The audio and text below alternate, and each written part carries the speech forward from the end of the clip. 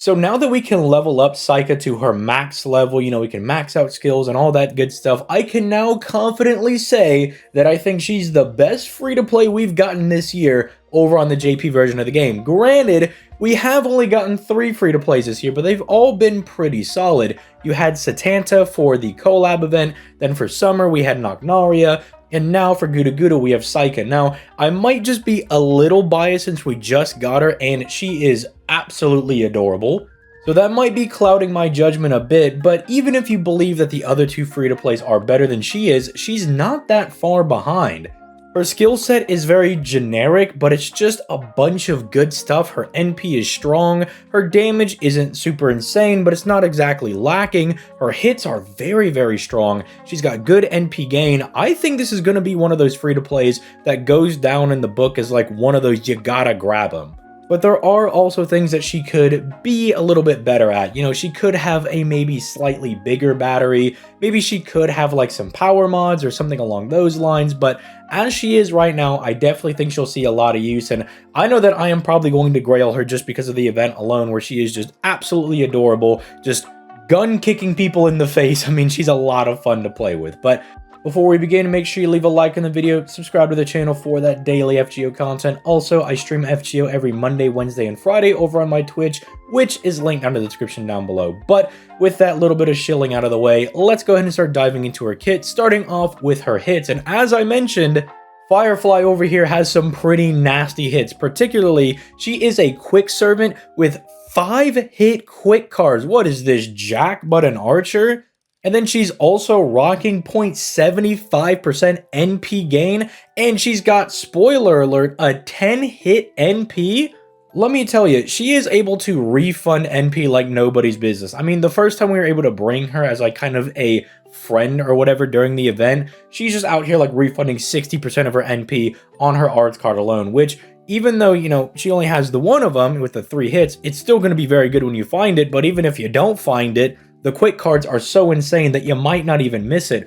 Plus, I love the fact that she's double quick, double buster, because that means she's going to play very nice with Ruler Scotty. Because remember, Ruler Scotty is still a quick support, giving you like 65% quick buffs. She's giving you the big battery, the attack buff, but she also, instead of giving you the quick crit buff, she gives you buster crit buff, right? So you could do really good looping with your NP, but hard crits on your buster cards, which is very, very nice.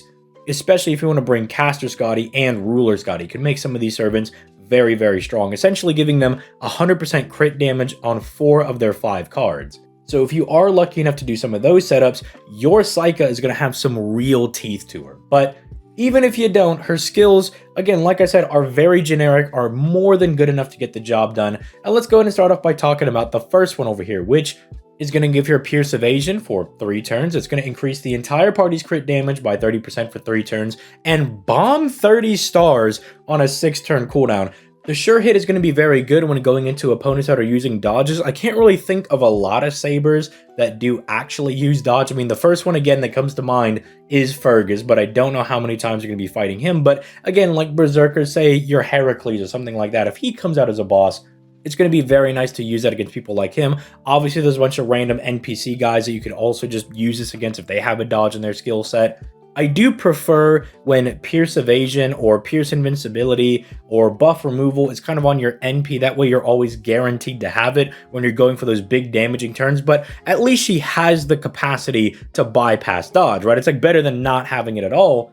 And then giving the entire party 30% crit damage is a little bit interesting because Ruler Scotty can slot in to being a bit of a DPS herself because she does have a damaging NP.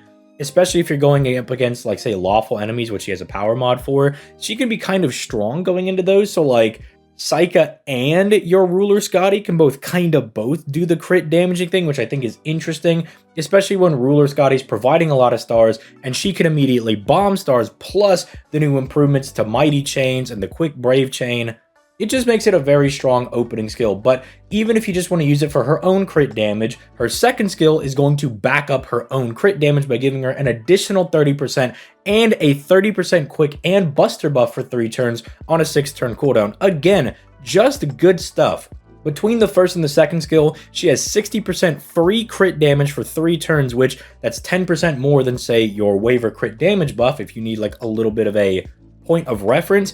But it actually gets a bit higher than that because she has independent action A as a passive, which passively boosts her critical damage by 10%, meaning she actually has a 70% crit damage buff. But even higher than that is her item construction guns over here, which is going to passively buff up her arts performance, which is why it might perform a little bit better. You might refund a little bit better on that, but it also buffs the specific crit damage of her arts cards by another 10%, meaning she's got 70% plain crit damage and 80% arts crits, baby. Like, we're just doing a lot of damage with crits. But then, not talking about crits anymore, if you want to look at the card buffs, they're just solid enough.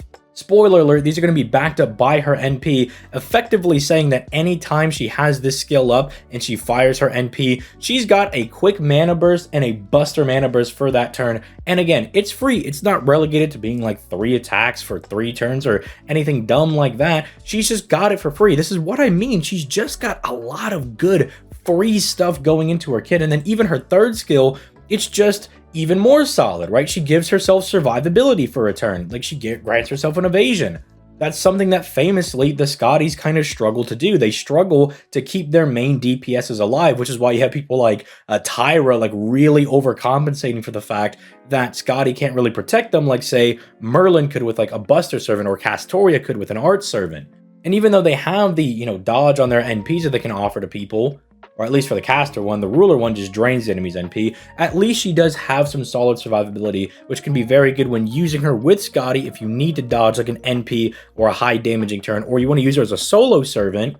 Then it can also just buy her that turn or let her dodge NPs as well. She also taunts herself when you fire the evasion and buffs her NP gain rate when taking attacks. She's kind of got like that Gareth skill set. If you've used Gareth, it's very similar to that wombo combo of taking all the hits and then buffing how much NP gain you get on defense. And then she also just charges her NP by 20%, which I love. It's not the craziest battery. Would have maybe liked to see that get bumped up to 30%, but she's already got a lot of very strong stuff going on that, you know, beggars can't be choosers. And if you're worried, yes, you could still use her in, say, like farming setups where you're having to do some jank Castoria setup like I have to do on JP because I don't have Koyenskaya, Oberon, any of that stuff. And so double Castoria gives her 60%. This skill gives her 20%. She's a free to play, so a pen skills aren't a problem. You raise that up. Boom, she can get from 0 to 100 on her own and chunk some massive enemy, and then you could have like one of your arts units loop the other 2 guys, right? It's just very nice that she also just has that capability, but I think she's going to be really strong going into like more difficult content and just being able to tear these guys apart with massive crits. And I mean, we can move over to our NP, but there's not a whole lot to talk about over here. It's just very simple. Like I mentioned earlier, the overcharge effect is giving her 20% quicken buster at overcharge 1 that procs whenever she fires her NP, meaning the damage applies first. And that just kind of kicks up her damage a little bit. And then ironically enough, she is slamming people with crit damage, and then she reduces the enemy's critical attack chance by 20% for 3 turns, meaning if you can stack this up, especially in like say a solo capacity, you can put the enemy off crits, meaning you're not going to get randomly crit and destroyed by the enemy, because even if, you know, you're fighting a saber or something where you have type advantage and you're not taking as much damage, those crits can still really hurt and they can still mess you up on some of your solos. But if you just look at this servant, she's just got a lot of really good stuff going on. Even her bomb CE is not all that bad. It gives the entire party 8% buster and quick performance, and then gives the entire party 10% crit damage while she's on the field and she's got this equipped. Like, that's even nice to bring up her natural crit damage to 80%. Her arts crits, which are kind of just being a meme at this point, to 90% for free, basically, and just getting that little bit of extra damage. But obviously there's better CEs to use for your quick servants, or if you wanted to be more of like a crit kind of person, you can also give her that stuff. But she's just really strong. I do kind of struggle with thinking if I do think she is the strongest free-to-play we got this year. I think her and Satanta are very close because they're both single target quick units and they both have things going for them. Like, Saika seems like she'll be better in more general fights. She's kind of got just like good crit damage, good taunting ability to keep, you know, heat off of your supports. The battery is obviously really nice, but Satanta also has some like good niche corner case things. Like if he's fighting a wild beast, his damage is way higher than hers because she gets that power mod. The dodges might be a little bit better for him because he's got 2 hits of evasion, instead of it just being one turn, which that's a little bit of a debate in and of itself, and it kind of depends on what fight you're going into, if the one turn is good enough, or if you need to extend your dodges to multiple turns. I'm not really sure, and that's why I think I might be a little bit biased towards her, but I'd like to get your guys' thoughts in the comments down below. This is one that I don't know if really want to give them a rating right now, but if you were to really press me down on it and ask me, like, how good do you think this unit is? I think she does maybe creep into that A tier, but at the worst is like a B plus tier servant.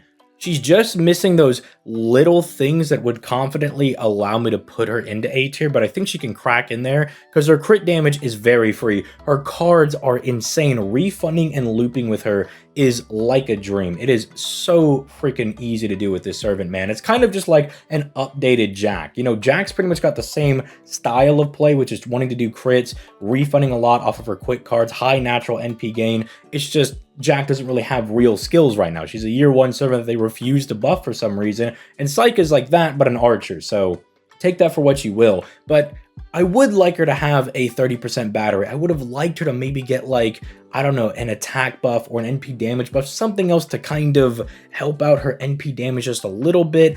The attack buff would also kind of do double duty in making her crits even stronger, which I love seeing big number go up, so I would love to see that. And it would also double in strengthening her NP as well. But I don't know. Let me know your thoughts in the comments down below. Is A a little too high, or do you think she sits more confidently at B+? You'll notice I'm not talking about Sanak or Naknaria, whatever you want to call her, very much. It's because she's very hard to evaluate when compared to the other two. They're single target quick units that you can really compare and contrast with one another. She's an AoE arts, like, kind of farming slash CQ style unit that you could use. She doesn't really compare very well with them. Like, there's not really like a one-to-one that you can do. And so I guess you could have that debate in the comments down below, but I think realistically my picks for the best free-to-plays from JP so far do come down to Satanta and Psyche, and right now Firefly might have it. But let me know your thoughts in the comments down below, and I'll catch you guys in the next one. Peace, late guys.